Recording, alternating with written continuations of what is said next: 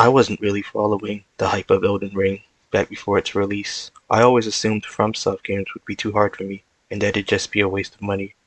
And at the time, I wasn't a huge fan of the dark, depressing atmosphere their games had. But seeing everyone else have so much fun with the game made me want to give it a try too. So, despite my brain telling me it was a bad idea, I went ahead and opened my wallet and handed over my money. I installed it, cleared the tutorial, then took my first step into Limgrave. I then proceeded to walk around and kill nothing for 20 hours before dropping the game. Everything just felt so large, so scary, so unforgiving. I didn't really know what to do with myself. A few months later, in October of 2022, I decided to give the game another try. I created my Tarnished, skipped the tutorial, and stepped back into Limgrave once again. This time, I decided to slow down and explore. The problem with my first attempt was me just aimlessly running around, avoiding confrontation as much as possible, but now I wasn't so scared. I attacked enemies, went into caves, and just wasn't afraid to fuck around and find out. Immediately, I fell in love with the game. My 2-hour play sessions quickly turned into 12-hour marathons. I was so addicted. I was waking up early and skipping class just to play more. Elden Ring just has this magic to it on your first playthrough that few other games have. Admittedly, that sense of adventure and mystery does go away after your first time playing, but there's still plenty of fun things to try out in New Game Plus.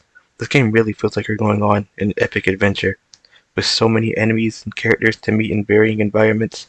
On top of endless build creativity, I never felt bored for even a second. The environments in this game are so huge, yet so carefully designed. You'll go down a random path and find a beautiful area hidden in some corner of the map.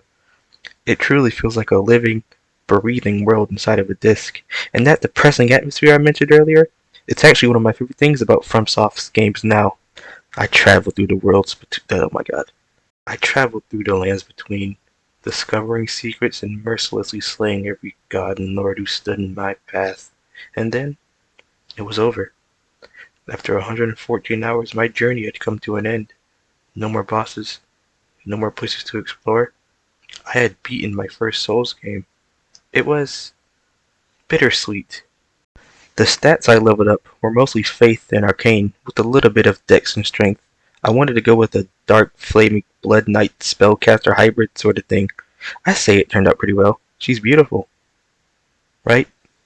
Just weeks after this, Elden Ring went on to win Game of the Year.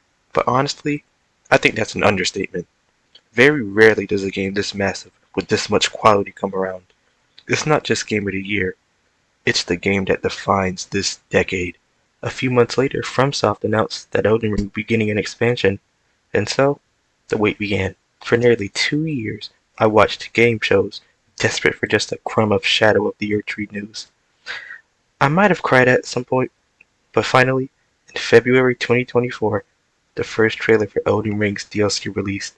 Just 4 more months to wait. I was so unbelievably happy. On the night of June 20th, 2024, I sat there on my bed, watching the time until release slowly wind down. I was excited, but also a little nervous. Could FromSoft meet the fans' expectations after making them wait for 2 whole years? We were about to find out.